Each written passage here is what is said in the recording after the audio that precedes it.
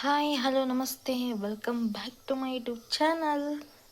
So ಏನಪ್ಪ mix ಎಲ್ಲ ತರಕಾರಿ ತೋರಿಸ್ತಿದ್ದೀನಿ ಅಂತ ಅಂದ್ಕೊಂಡ್ರ. ಸೊ ಇವತ್ತು ನಾನು ಮಾಡ್ತಾರೋ ರೆಸಿಪಿ ಮೆಂತ್ಯ ಸೊಪ್ಪಿನ ಸಾಂಬಾರು. ಅದಕ್ಕೇನು ಬೇಕು ಅಂತ ಹೇಳಿ ತೋರಿಸ್ಕೊಡ್ತೀನಿ. ಸೊ ಜ್ವರ ಬಂದಾಗ, ಏನಾದರೂ ಶೀತ ಈ ಥರ ಆದಾಗ, ಊಟ ಮಾಡೋಕ್ಕೆ ಬಾಯಿ ಇಚ್ಛೆನೇ ಇರೋದಿಲ್ಲ. ಸೊ ಆ ಟೈಮಲ್ಲಿ ಇದನ್ನು ಮಾಡಿದ್ರೆ ಸೊ ಜಾಸ್ತಿನೇ ಸ್ವಲ್ಪ ಊಟ ಮಾಡ್ತಾರೆ.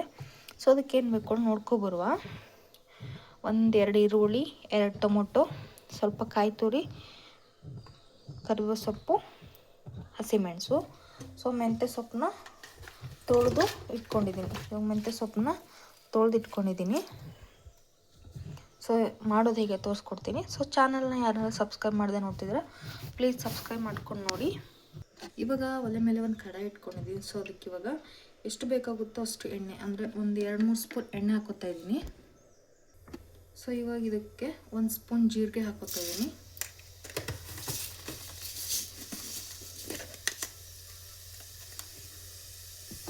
ಇವಾಗ ಕರಿಬೇವು ಸೊಪ್ಪು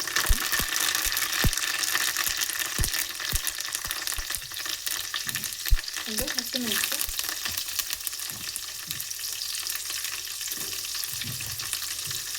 ಸೊ ಇದನ್ನು ಚೆನ್ನಾಗಿ ಫ್ರೈ ಮಾಡ್ಕೊಳ್ಳಿ.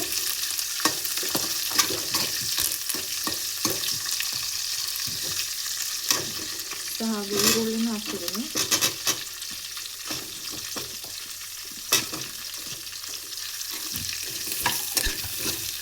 ಸೊ ಈರುಳ್ಳಿ ಕಲರ್ ಚೇಂಜ್ ಆಗೋವರೆಗೂ ಫ್ರೈ ಮಾಡ್ಕೊಳ್ಳಿ. ಸೊ ನೋಡಿ ಈರುಳ್ಳಿ ಚೇಂಜ್ ಆಗ್ತಾ ಇದೆ ಕಲರು. ಸೊ ಇವಾಗ ಇದಕ್ಕೆ ಟೊಮೊಟೊ ಹಾಕ್ತಿದ್ದೀನಿ.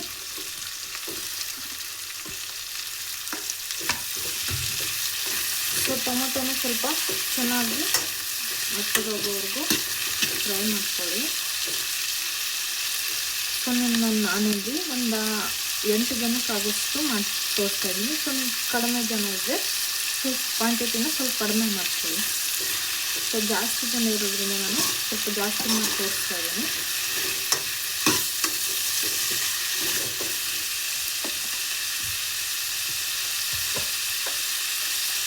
ಸೊ ಇವಾಗ ಇದಕ್ಕೆ ರುಚಿಗೆ ತಕ್ಕಷ್ಟು ಉಪ್ಪನ್ನು ಹಾಕ್ತಿದ್ದೀನಿ.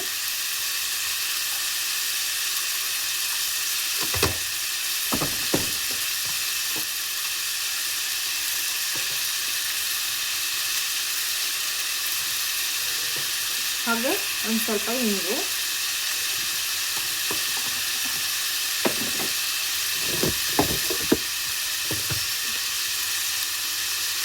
ಒಂದು ಸ್ಪೂನ್ ಅರಿಶಿನ.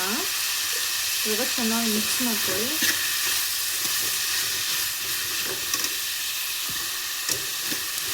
ಇದನ್ನು ಚೆನ್ನಾಗಿ ಮಿಕ್ಸ್ ಮಾಡ್ಕೊಳ್ಳಿ.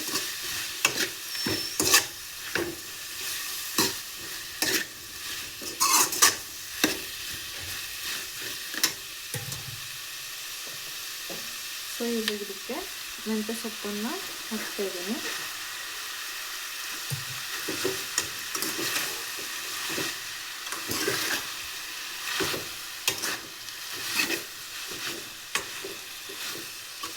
ಸೊ ಸೊಪ್ಪನ್ನು ನೀವು ಕೊಚ್ಕೊಂಡು ಹಾಕ್ಬೋದು. ಸೊ ಹಾಗೆ ಸಣ್ಣ ಸಣ್ಣ ಬಿಡಿಸಿಟ್ಕೊಂಡ್ರೆ ಹಾಗೆ ಹಾಕೋಬೋದು. ಸೊ ಸೊಪ್ಪು ಚೆನ್ನಾಗಿ ಬಾಡಬೇಕು, ಅಲ್ಲಿವರೆಗೂ ಇದನ್ನು ಚೆನ್ನಾಗಿ ಫ್ರೈ ಮಾಡ್ಕೊಳ್ಳಿ ಇದರಲ್ಲಿ. ಸೊ ಇವಾಗ ಇದಕ್ಕೆ ನಾನು ಕಾಯಿ ತುರಿನ ಆ್ಯಡ್ ಮಾಡ್ಕೊತಿದ್ದೀನಿ. ಇದಕ್ಕೆ ನೀರು ಹಾಕಬಾರ್ದು. ಸೊ ಹಾಗೆ ಫ್ರೈ ಮಾಡ್ಕೋಬೇಕು.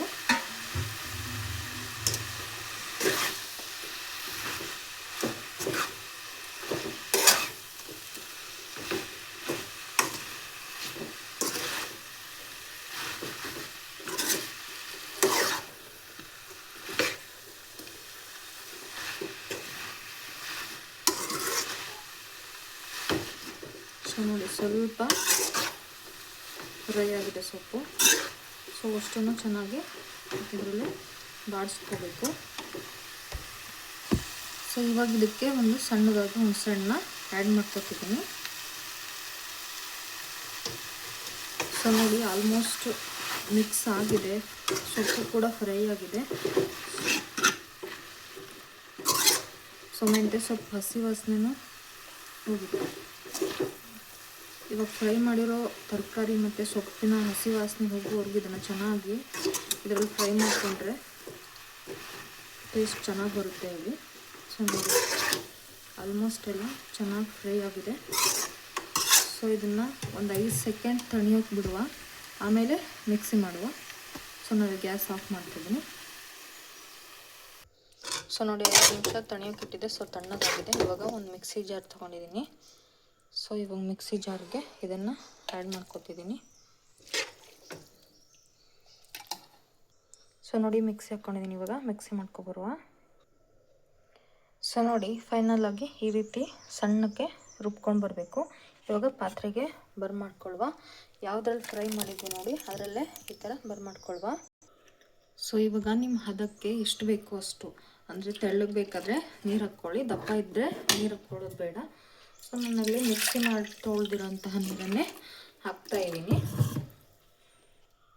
ಸೊ ಇವಾಗ ಮತ್ತೆ ಗ್ಯಾಸ್ ಹಚ್ಕೊಂಡು ಇದಕ್ಕೆ ನಿಮಗೆ ಎಷ್ಟು ತೆಳ್ಳಗೆ ಬೇಕಾದರೆ ನೀರು ಹಾಕ್ಕೊಳ್ಳಿ. ಸೊ ದಪ್ಪ ಬೇಕಾದರೆ ಹಾಗೆ ಬಿಟ್ಕೊಳ್ಳಿ, ನೀರು ಹಾಕೋದು ಬೇಡ. ಸೊ ಇದನ್ನು ಒಂದು ಹದಕ್ಕೆ ಮಾಡ್ಕೊಳ್ಳುವ. ಸೊ ಇವಾಗ ಇದಕ್ಕೆ ರುಚಿಗೆ ಎಷ್ಟು ಬೇಕೋ ಅಷ್ಟು ಬೆಲ್ಲನ ಹಾಕ್ಕೋಬೇಕು. ಸೊ ನಾನು ಇಲ್ಲಿ ಒಂದು 2-3 ಸ್ಪೂನ್ ಹಾಕ್ತಾಯಿದ್ದೀನಿ. ಸೊ ಜಾಸ್ತಿ ಕ್ವಾಂಟಿಟಿ ಮಾಡಿರೋದ್ರಿಂದ ಸ್ವಲ್ಪ ಉಪ್ಪು ಹುಳಿ ಖಾರ ಚೆನ್ನಾಗಿದ್ರೇ ಚೆನ್ನಾಗಿ ಬರುತ್ತಲ್ಲ. ಸೊ ಹಾಗಾಗಿ ಇದು ಹನಿ ಬರ್ತಾ ಇರೋದಕ್ಕೆ ನಿಮಗೆ ಹಂಗೆ ಕಾಣ್ತಿದೆ. ಸೊ ನೋಡಿ ನಾನು ಜೋನಿ ಬೆಲ್ಲ ಹಾಕ್ತಿದ್ದೀನಿ. ಸೊ ನಿಮ್ಮ ಕಡೆ ಯಾವ ಬೆಲ್ಲ ಇದೆ ನೀವು ಅದನ್ನೇ ಹಾಕ್ಕೊಳ್ಳಿ. ಸೊ ನೋಡಿ ನಾನು ನೀರು ಹಾಕ್ತಿದ್ದೀನಿ. ಇದು ಇನ್ನೂ ತೆಳ್ಳಗಾಗಬೇಕು ಸ್ವಲ್ಪ ನೋಡಿ.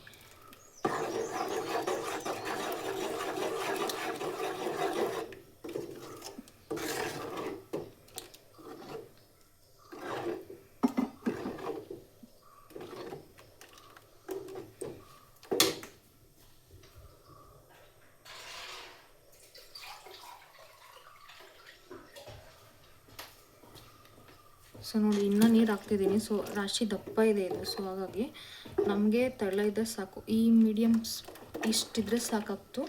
ಸೊ ನೋಡಿ ಇದನ್ನು ಒಂದು ಕುದಿ ಬರೋವರೆಗೂ ಕುದಿಸ್ಕೊಂಡ್ರೆ ಸೊ ಮೆಂತ್ಯ ಸೊಪ್ಪಿನ ಸಾರು ರೆಡಿ.